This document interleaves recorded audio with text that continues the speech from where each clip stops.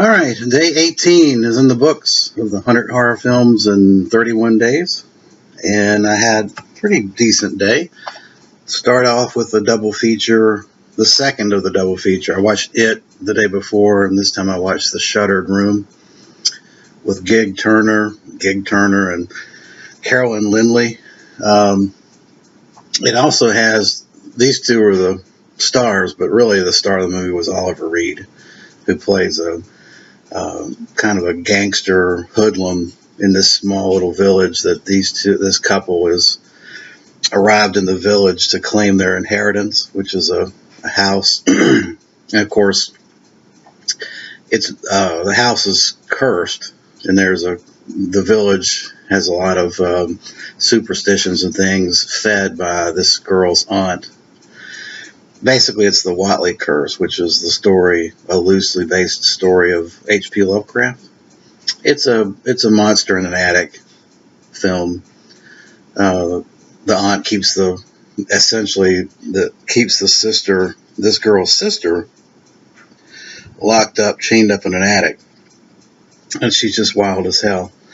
But Oliver Reed stole the movie with his hoodlum antics in the film. He and his group of friends terrorize this couple throughout the film. It's a good movie, but it's very tame 60s. You know, it's done in the 60s. There's no gore. It's really no obvious tension from a horror standpoint, except the tension between this couple and the hoodlum gang. I mean, a lot of the horror stuff is implied type things. So, but yeah, it's a British film, and it's a good storyline. But it's a soft, very soft horror film. Yep, Shuttered Room. Then I watched the classic Old Dark House. This is the Kino release from 1932. Boris Karloff, and one of my favorite actors, Charles Laughton, makes his American debut in the Old Dark House. This. Well, where would I start with this? This is a James Whale production, directed by James Whale. And, yeah, it has the same kind of gothic feel that the Frankenstein and Dracula films has. Bride of Frankenstein.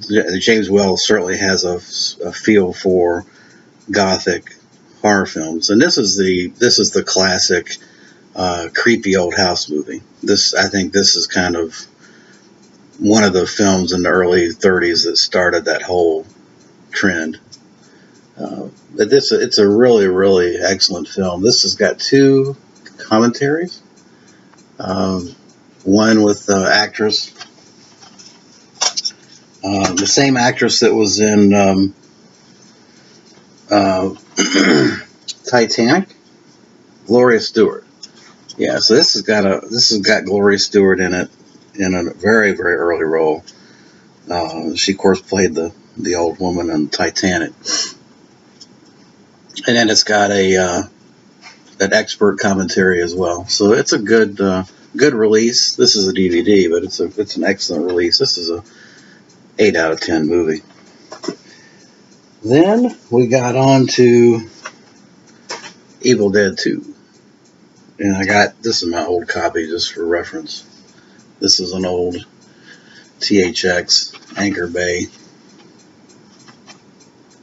I don't know what this is worth. Yeah, this is the new Blu-ray. There's so many versions of this thing that's out. It's ridiculous, but I forgot. It's been a while since I've watched the Evil Dead. I watched the TV show Ash vs. the Evil Dead, but I've not sat and watched these Evil Dead movies in a long while. It's been in my pile. Man, they're a lot of fun. This is just nonstop fun. And Bruce Campbell, say what you will about him personally, he's got the slapstick humor down.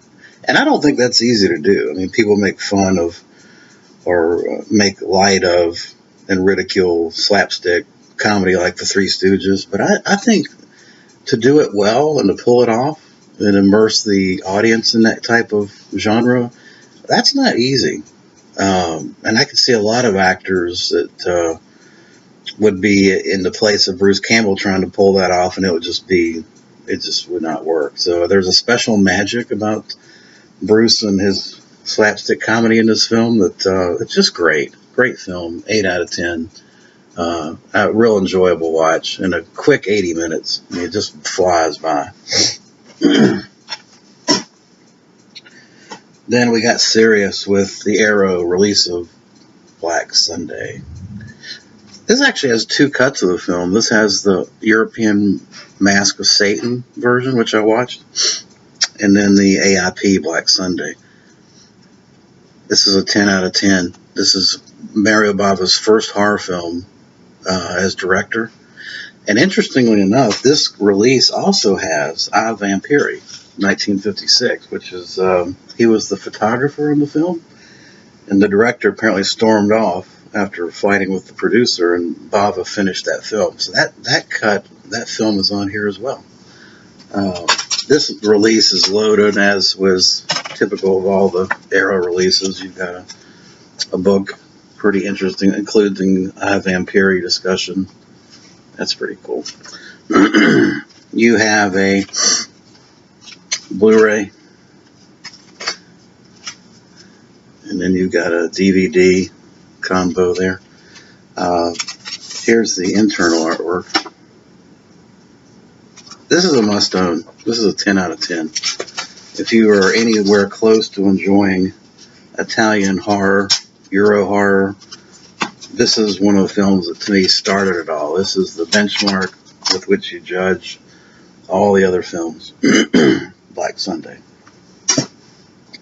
And finally, last up, I watched The Return of the Living Dead, the Scream Factory release.